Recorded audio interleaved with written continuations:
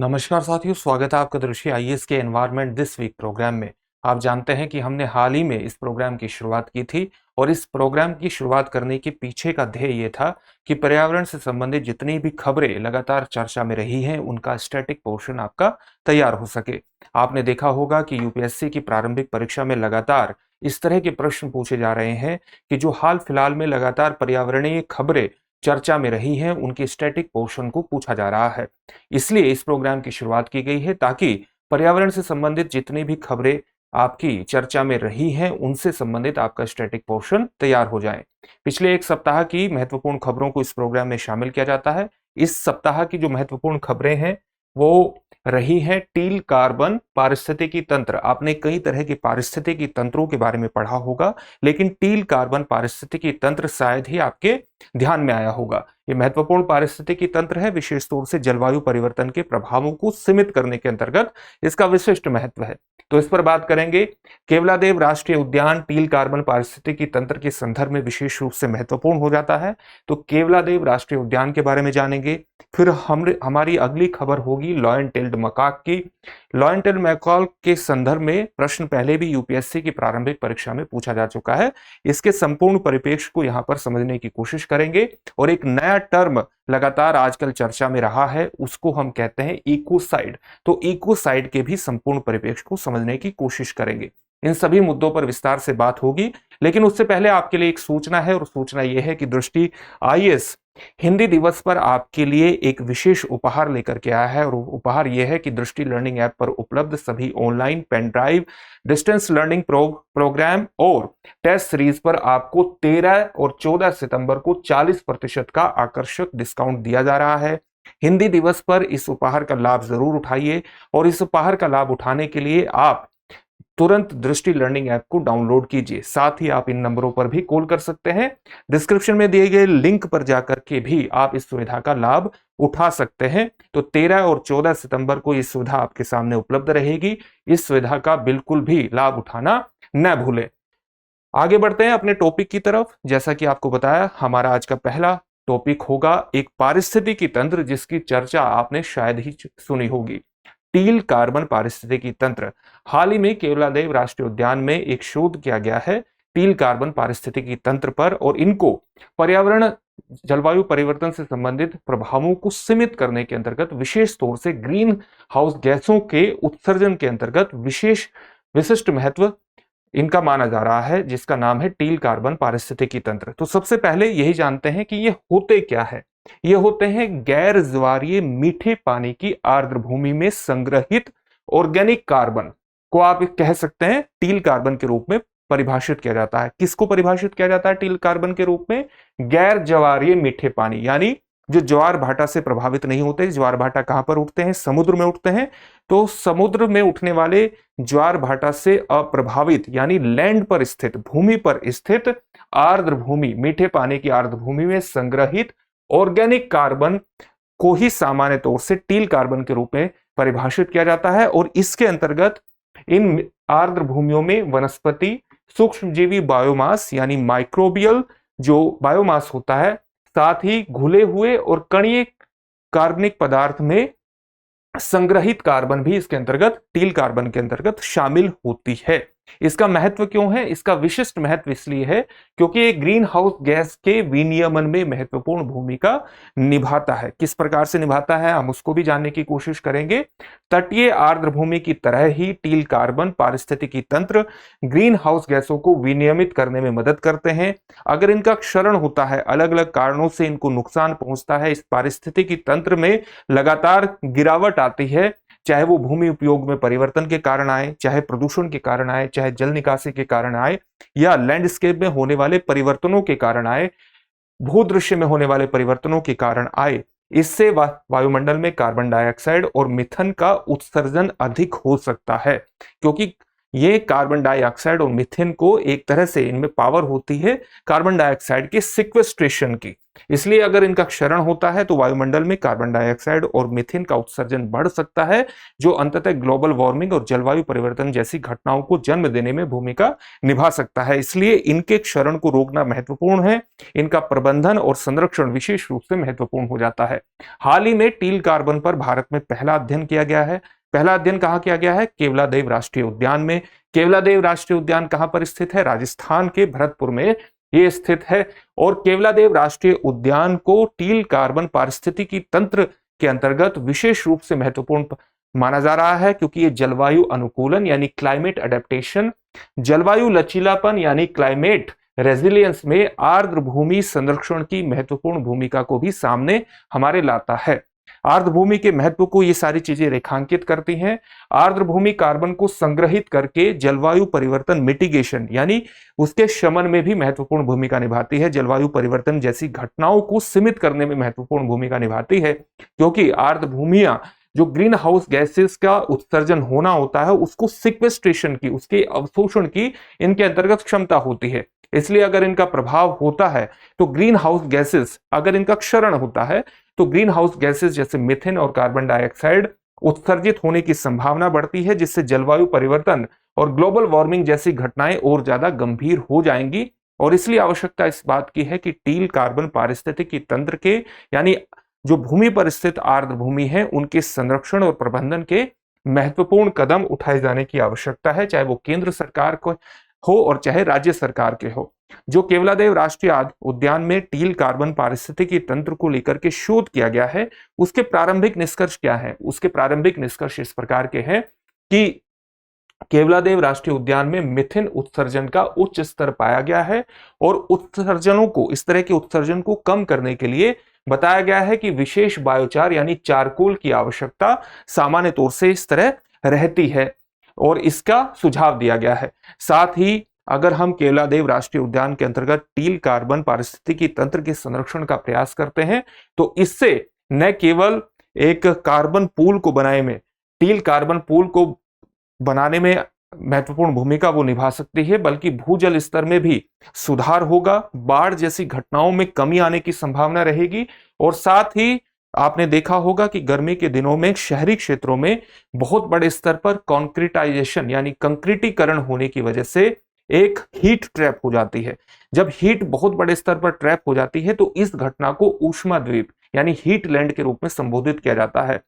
यहां पर शहरी क्षेत्रों के आसपास स्थित आर्द्र भूमियां इस तरह के हीट लैंड की स्थितियों को बनने से रोकने में महत्वपूर्ण भूमिका का निर्वहन कर सकती है। और इसलिए इस तरह की आर्द्र भूमियों का यानी लैंड पर स्थित आर्द्र भूमियों का अगर संरक्षण किया जाता है तो ये टिकाऊ शहरीकरण के अंतर्गत महत्वपूर्ण भूमिका निभा सकते हैं। और इसलिए टील पारिस्थितिकी तंत्र, टील कार्बन पारिस्थितिकी तंत्र टिकाऊ शहरी अनुकूलन में भी योगदान दे सकते हैं। वैश्विक टील कार्बन भंडारण की अगर हम पूरी बात करें तो वैश्विक स्तर पर इस तरह के पारिस्थितिकी तंत्रों में जो कार्बन भंडारण का अनुमान लगाया गया है वो लगभग 500 पेटाग्राम कार्बन लगाया गया है, जो अपने आप में एक बहुत बड़ी मात्रा को अभिव्यक्त करता है। और इसमें पीटलैंड यानी जहां पर आप जानते हैं कि कुछ पौधों के डिकम्पोज होने के बाद, उनके विघटन होने के बाद जो एक गाढ़ा पदार्थ आपके सामने आता है जो आर्द्र भूमियों पर स्थित होता है, उसको हम पीटलैंड के नाम से संबोधित करते हैं। तो पीटलैंड, पीठे पानी के दलदल और सामान्य दलदल इसके महत्वपूर्ण हिस्से के लिए जिम्मेदार है। जो ये 500 इस कार्बन भंडारण, इस तरह के पारिस्थितिकी तंत्र में 500 पेटाग्राम कार्बन का भंडारण पाया गया है, इसमें पीटलैंड, मीठे पानी के दलदल और सामान्य दलदल ने महत्वपूर्ण भूमिका निभाई है। उसके महत्वपूर्ण हिस्से के लिए ये जिम्मेदार है। तो इसके अंतर्गत आप देख सकते हैं कि आर्द्र भूमियों का संरक्षण किया जाना चाहिए ताकि हम ग्रीन हाउस गैसेस जैसे मीथेन और कार्बन डाइऑक्साइड के उत्सर्जन पर एक महत्वपूर्ण नियंत्रण लगा सके और अंततः ग्लोबल वार्मिंग और जलवायु परिवर्तन की समस्या को निपटाने में टील कार्बन पारिस्थितिकी तंत्र एक महत्वपूर्ण भूमिका का निर्वहन कर सके। और इसलिए इनके संरक्षण की आवश्यकता है। इसी के अंतर्गत आपने देखा होगा कि टील कार्बन पारिस्थितिकी तंत्र के अंतर्गत जो पहला अध्ययन किया गया है, पहला शोध किया गया है, वो केवलादेव राष्ट्रीय उद्यान में किया गया है। तो केवला देव राष्ट्रीय उद्यान भरतपुर में, राजस्थान के भरतपुर में स्थित है और इसकी अवस्थिति अगर आप देखें तो यहाँ पर देखने को मिलेगी। इसलिए हम अगला हमारा जो टॉपिक होगा वो केवलादेव राष्ट्रीय उद्यान पर ही सामान्य रूप से चर्चा करेंगे। भरतपुर जो केवलादेव राष्ट्रीय उद्यान है, ये भरतपुर में स्थित एक आर्द्रभूमि यानी वेटलैंड और पक्षी अभ्यारण्य है। यूनेस्को विश्व धरोहर स्थल में इसको शामिल किया जा चुका है और दुनिया के सबसे महत्वपूर्ण पक्षी दर्शन क्षेत्रों में भी ये गिना जाता है। चिल्का झील जो कि उड़ीसा में स्थित है और केवलादेव राष्ट्रीय उद्यान जो कि राजस्थान में स्थित है, ये भारत के प्रथम रामसर स्थल के रूप में इनको मान्यता दी गई थी। कब मान्यता दी गई थी? 1981 में मान्यता दी गई थी। यहाँ पर बहुत ही समृद्ध पक्षी विविधता यानी अलग अलग तरह के पक्षी और जल पक्षी की बहुतायत है। लगभग 365 से ज्यादा प्रजातियों का ये घर है, पक्षियों की प्रजातियों का घर है 365 से ज्यादा। और साथ ही यहाँ पर साइबेरियन क्रेन जैसी दुर्लभ और संकटग्रस्त प्रजातियां भी देखने में मिल जाएंगी। उत्तरी गोलार्ध के दूर दराज के क्षेत्रों से विभिन्न प्रजातियां प्रजनन के लिए अभ्यारण्य में आती हैं, केवलादेव अभ्यारण्य के अंतर्गत आती हैं और इसमें साइबेरियन क्रेन एक महत्वपूर्ण प्रजाति है जो उत्तरी गोलार्ध से आती है। केवलादेव राष्ट्रीय उद्यान में किस तरह के जीव जंतु पाए जाते हैं?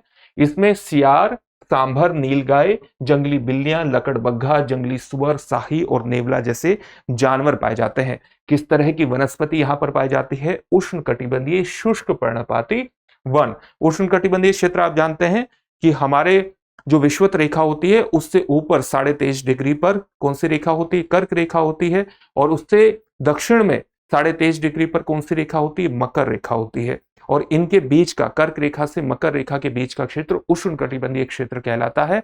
और इसमें जो शुष्क पर्णपाती वन यानी एक शुष्क रूप में जहां पर सामान्य तौर से नमी का बेहद ज्यादा अभाव रहता है और जो समय समय पर अपने पत्तियों को गिरा देते हैं, अपने पत्ते गिरा देते हैं, उनको पर्णपाती वन कहते हैं।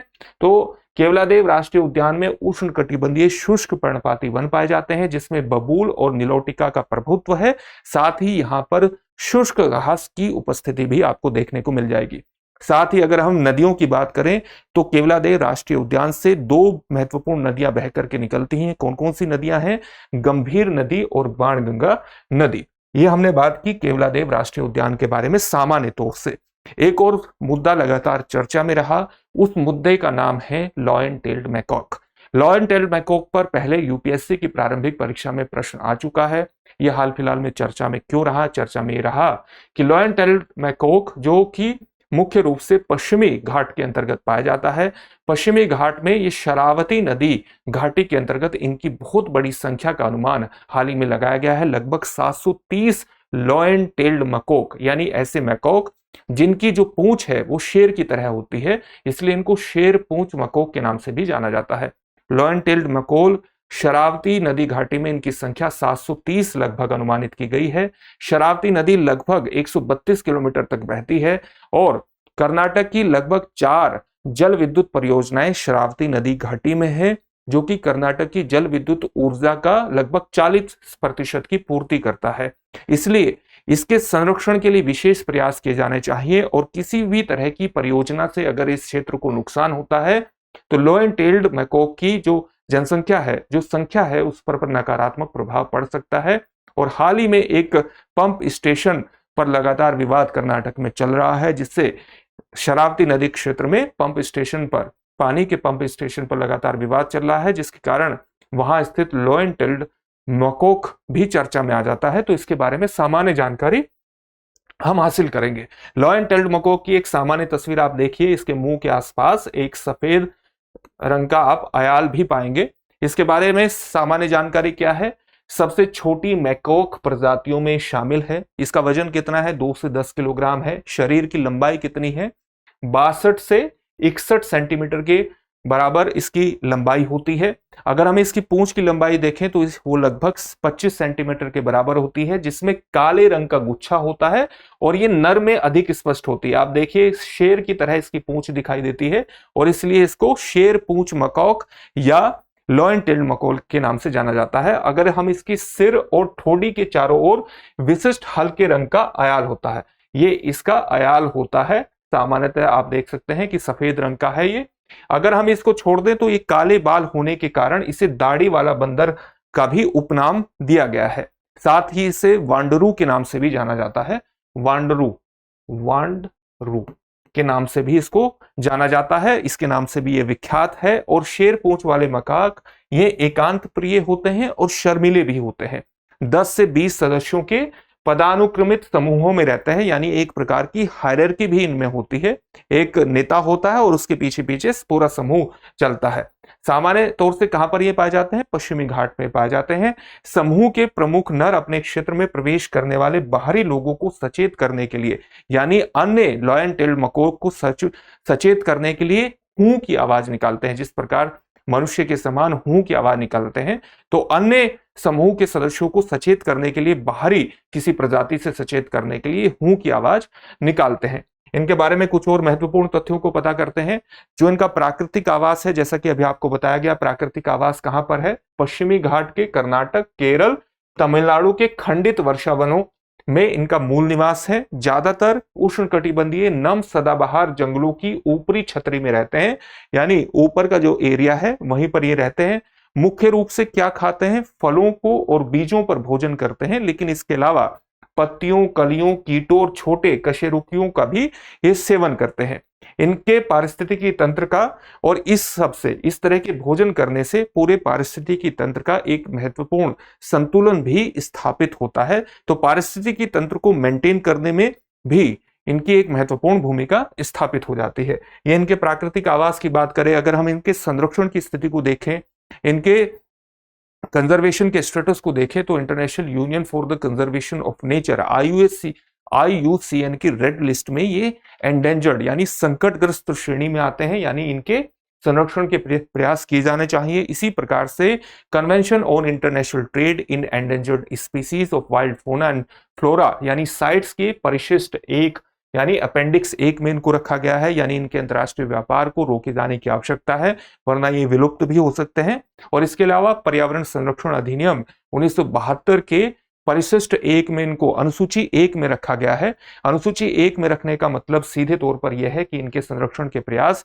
निश्चित रूप से किए जाने चाहिए। अगर इनसे संबंधित खतरों और मुद्दों की बात करें, तो इनसे संबंधित जो महत्वपूर्ण खतरा है वो है वर्षा वनों की कटाई का। अगर वर्षा वन समाप्त होते हैं, तो वर्षा वन क्योंकि इनके महत्वपूर्ण आवास हैं, अगर वो नष्ट होते हैं तो इससे इनकी जनसंख्या पर नकारात्मक प्रभाव पड़ सकता है। और आप जानते हैं कि बढ़ते शहरीकरण, लकड़ी और कृषि संबंधी आवश्यकताओं के कारण लगातार वनों की कटाई से इनके आवास धीरे धीरे सिकुड़ भी रहे हैं और इनके मूल क्षेत्र का लगभग 99% हिस्सा इस तरह की कटाई से प्रभावित है। और इसके कारण इनका ह्यूमन इंटरेक्शन भी, मानव के साथ टकराव भी बढ़ने की संभावना हो सकती है। क्योंकि इससे प्राकृतिक भोजन में कमी आएगी, इनका आवास का क्षरण हो ही रहा है, मानवीय गतिविधियों में वृद्धि हो रही है, अपशिष्ट प्रबंधन की खराब स्थिति के कारण इनके मानव बस्तियों के प्रति व्यवहार में बदलाव आने की संभावना है। और कई स्थानों पर देखा गया है कि मानव बस्तियों के प्रति इनके व्यवहार में बदलाव आ भी रहा है। यह हमने इसकी पूरी स्थिति को जान लिया। एक और शब्द इस सप्ताह लगातार चर्चा में था, चर्चा में इकोसाइड ये शब्द था। चर्चा में क्यों था? क्योंकि हाल ही में पैसिफिक आइलैंड यानी प्रशांत महासागर में पड़ने वाले कुछ आइलैंड देशों के द्वारा इंटरनेशनल क्रिमिनल कोर्ट के अंतर्गत ये याचिका दायर की गई है कि इसको इकोसाइड को यानी पारिस्थितिकी विनाश को मानवता के विरुद्ध अपराध जैसे अपराधों की श्रेणी में शामिल किया जाना चाहिए। और इसीलिए इकोसाइड शब्द चर्चा में आ जाता है। तो इकोसाइड होता क्या है? इसकी कोई निश्चित परिभाषा नहीं है, लेकिन सामान्य तौर से हम इसकी परिभाषा को जानने का प्रयास कर सकते हैं। सामान्य मतलब इसका क्या है, इसको जानने का प्रयास कर सकते हैं। इकोसाइड होता है गैर कानूनी या मनमाने ढंग से किए गए ऐसे कार्य, या तो आप मनमाने ढंग से करें या गैर कानूनी तरीके से ऐसे कार्य करें, और जानते हुए करें, यह जानते हुए करें कि उन कार्यों से आपके कार्यों से पर्यावरण को गंभीर, व्यापक या दीर्घकालिक नुकसान होने की पर्याप्त संभावना है। अगर कोई व्यक्ति जानबूझकर के इस प्रकार के गैर कानूनी कार्य करता है, मनमाने ढंग से काम करता है, जिससे पर्यावरण को गंभीर दीर्घकालिक नुकसान होने की संभावना रहती है, तो आप कह सकते हैं कि इसको इकोसाइड की श्रेणी में रखा जा सकता है। इसके ऐतिहासिक संदर्भ को देखें तो सबसे पहले इस शब्द का प्रयोग वियतनाम युद्ध के दौरान किया गया था। वियतनाम युद्ध की शुरुआत 1950 के दशक से हो गई थी और लगभग 1973 से 75 के दौरान यह समाप्त हुआ था।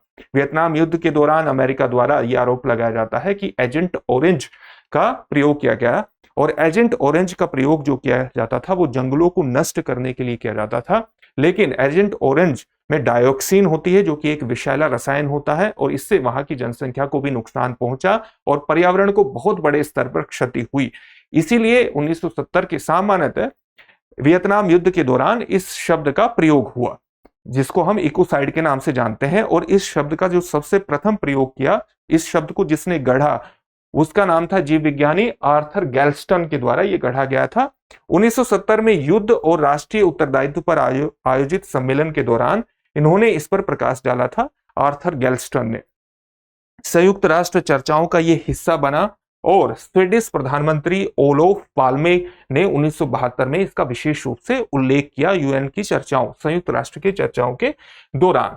हाल ही इसका जो अंतर्राष्ट्रीय विचार पर बात करें, क्योंकि अंतर्राष्ट्रीय मंच पर इसके से संबंधित विचारों की बात करें, तो आप जानते हैं कि आईसीसी यानी इंटरनेशनल क्रिमिनल कोर्ट से संबंधित जो संविधि है, जो स्टैट्यूट है, वो हमने 1998 में अस्तित्व में आया था।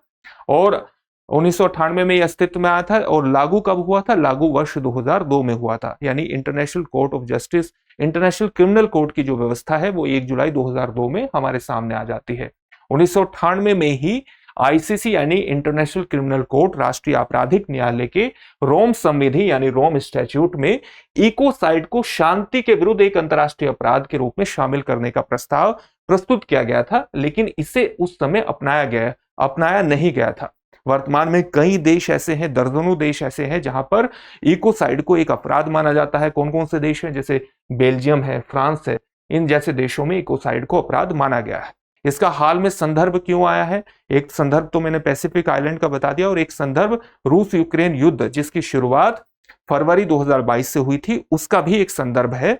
यूक्रेन 2022 के आक्रमण से संबंधित पर्यावरणीय क्षति के लिए रूस के विरुद्ध मामला बना रहा है, जिसमें चेरनोबिल और जपोरिजिया परमाणु संयंत्रों पर पड़ने वाले प्रभाव भी शामिल है। तो ये इसका हालिया संदर्भ है। युद्ध के दौरान इसके बारे में एक और चीज आप जान लीजिए कि युद्ध के दौरान पारिस्थितिकी क्षति के लिए आईसीसी यानी इंटरनेशनल क्रिमिनल कोर्ट के रोम संविधि यानी रोम स्टैट्यूट के तहत मुकदमा चलाया जा सकता है, जो गंभीर पर्यावरणीय क्षति पहुंचाने वाले हमलों पर रोक लगाता है। यानी अगर युद्ध के दौरान कोई ऐसा काम किया जाता है जो गंभीर पर्यावरणीय क्षति पहुंचाता है, तो आईसीसी के अंतर्गत, इंटरनेशनल क्रिमिनल कोर्ट के अंतर्गत मुकदमा चलाया जा सकता है, क्योंकि यह महत्वपूर्ण पर्यावरणीय क्षति से संबंधित होता है। अगर हम हालिया संदर्भ की बात करें तो पैसिफिक ओशन यानी प्रशांत महासागर में पड़ने वाले 3 महत्वपूर्ण देश, कौन कौन से देश? वानुआतू की स्थिति यहां पर है, फिजी और समोआ की स्थिति यहां पर है, और ऑस्ट्रेलिया के ये उत्तर पूर्व में पड़ते हैं। इन देशों द्वारा यानी वानुआतू, फिजी और समोआ द्वारा अंतर्राष्ट्रीय आपराधिक न्यायालय से ये मांग की गई है कि वो पारिस्थितिकी संहार यानी इकोसाइड को नरसंहार, युद्ध अपराध, मानवता के विरुद्ध अपराध और आक्रामकता के अपराध के समान अंतर्राष्ट्रीय अपराध के रूप में मान्यता दे। आप जानते हैं कि 4 तरह के अपराधों को अंतर्राष्ट्रीय अपराध के रूप में मान्यता दी गई है, और जिसके अंतर्गत इंटरनेशनल क्रिमिनल कोर्ट में मुकदमा भी चलता है। कौन कौन से अपराध हैं? नरसंहार का, युद्ध अपराध, मानवता के विरुद्ध अपराध और आक्रामकता के अपराध को अंतर्राष्ट्रीय अपराध माना जाता है। तो ये देश मांग कर रहे हैं कि इसी तरह के अपराध की श्रेणी में इकोसाइड यानी पारिस्थितिकी संहार को भी माना जाना चाहिए, और इसी के कारण ये पूरा टॉपिक चर्चा में आया था। ये कुछ महत्वपूर्ण खबरें थी जिन पर हमने चर्चा की है आपसे, और हमें उम्मीद है कि इन खबरों के बारे में जो बेसिक तथ्य हैं वो आपकी बढ़े होंगे, इससे आपकी जानकारी समृद्ध हुई होगी। अब इन्हीं सभी टॉपिक से संबंधित एक एक सवाल होगा, इन सभी सवालों का जवाब आपको कमेंट बॉक्स में कमेंट करके देना है। कौन कौन से सवाल हैं? टील कार्बन पारिस्थितिकी तंत्र के क्षरण से किस या किन ग्रीन हाउस गैस या गैसों का उत्सर्जन होता है?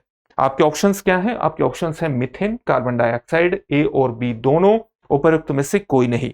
इस प्रश्न का उत्तर आप हमें कमेंट बॉक्स में कमेंट करके जरूर दीजिए। अगला प्रश्न है, केवलादेव राष्ट्रीय उद्यान को किस वर्ष भारत के प्रथम रामसर स्थल के रूप में मान्यता दी गई? आपके ऑप्शंस हैं वर्ष 1971, वर्ष 1981, वर्ष 1991 या वर्ष 2001। इस प्रश्न का उत्तर भी कमेंट बॉक्स में कमेंट करके दीजिए। फिर अगला प्रश्न है, लॉयन टेल्ड मकाक का प्राकृतिक आवास कौन सा है? कई बार आपको मकाक इस तरह भी देखने को मिलेगा, इस तरह भी इसका कहीं लिखा हुआ मिलेगा, लेकिन उससे कंफ्यूज होने की आपको आवश्यकता नहीं है। इसको सामान्य तौर से, क्योंकि इसका उच्चारण मकाक के रूप में होता है, इसलिए इसको मकाक यहां पर लिखा गया है। आपके ऑप्शंस क्या है इस प्रश्न के? इनका प्राकृतिक आवास आपसे पूछा गया है, पूर्वी घाट, पूर्वी हिमालय, पश्चिमी हिमालय या पश्चिमी घाट। इस प्रश्न का उत्तर भी आप कमेंट बॉक्स में कमेंट करके दीजिए। अगला प्रश्न है, इकोसाइड शब्द का प्रयोग प्रथम बार किस युद्ध के दौरान किया गया था? आपके ऑप्शंस क्या हैं? वियतनाम युद्ध, कोरिया युद्ध, खाड़ी युद्ध या उपर्युक्त में से कोई नहीं। इन सभी प्रश्नों के उत्तर कमेंट बॉक्स में कमेंट करके जरूर दीजिए। साथ ही हमने शुरुआत कर दी है कि इन सभी प्रोग्राम की पीडीएफ फाइल आपको एनवायरमेंट दिस वीक के टेलीग्राम चैनल पर उपलब्ध कराई जाए। इस टेलीग्राम चैनल का जो लिंक है वो आपको डिस्क्रिप्शन में मिल जाएगा। इस चैनल का नाम है environment this week Telegram channel है। तो इस टेलीग्राम चैनल पर इन सभी प्रोग्राम की पीडीएफ फाइल भी आपको मिलेगी। बहुत से स्टूडेंट्स की ये डिमांड भी थी। फिर से एक नए सेशन में आपसे मुलाकात होगी। धन्यवाद। डियर व्यूअर्स, अपने एग्जाम की तैयारी को और बेहतर करने के लिए हमारे चैनल को लाइक, शेयर और सब्सक्राइब करना न भूलें।